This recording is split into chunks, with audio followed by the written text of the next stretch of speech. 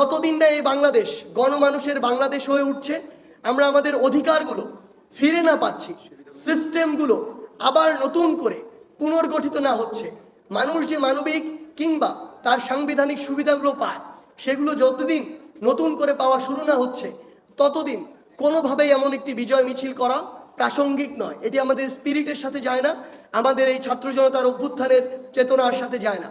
সেই জায়গা থেকে আমরা এই মুহূর্তে সবচেয়ে গুরুত্বপূর্ণ মনে করি আমাদের সেই ভাই বোনদের যারা এই ফ্যাসিস্ট সরকারের পতনের জন্য, আওয়ামী লীগের এই দুর্বিষহ শাসন ও শোষণ আমলের পতনের জন্য নিজের রক্ত দিয়েছে, জীবন দিয়েছে। গুলির সামনে আবু সাইদ থেকে শুরু করে আমার হাজারো ভাই যেভাবে বুক পেতে দিয়েছে, একটা গুলি খেয়ে পরের গুলিটি আবার নিজের বুকে নেয়ার জন্য শক্তি নিয়ে দাঁড়িয়ে গিয়েছে। এখন সময় হচ্ছে আমার সেই ভাইদেরকে স্মরণ করা, ধারণ করা।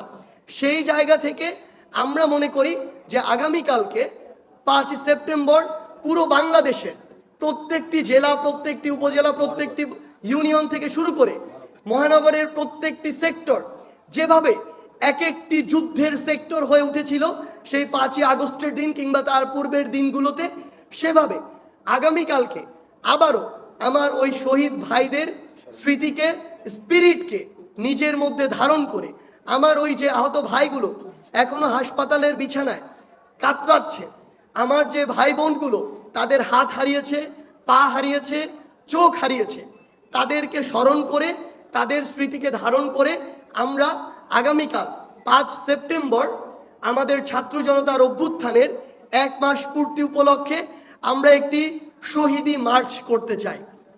এই শহীদি মার্চে আমরা চাইব আমাদের যেই বাবা মারা, যেই ভাই বোনেরা তাদের সন্তান হারিয়েছে, তাদের ভাই বোন হারিয়েছে, বিনয়ের সাথে আমরা আপনাদের প্রতি অনুরোধ করতে চাই, আপনারা আমাদের সাথে আসুন। আপনারা যে ভার নিয়ে আজকে চলছেন, হাঁটছেন, আমরা সেই ভারের সঙ্গী হতে চাই। আমরা সব সময় আপনাদের সন্তান হয়ে, ভাই বোন হয়ে আপনাদের সাথে একইভাবে চলতে চাই। সেই জায়গায় আমরা চাইব পুরো বাংলাদেশের ছাত্র জনতা আবারও তাদের প্রত্যেকের জায়গা থেকে তারা এই শহীদি মার্চে অংশগ্রহণ করবে, যেখানে আমার শহীদ ভাইদের ছবি থাকতে পারে ফেস্টুনে। আমার শহীদ ভাইরা যেই চেতনাকে, যেই স্পিরিটকে ধারণ করে নিজের জীবন দিয়েছে সেই কথাগুলো থাকতে পারে।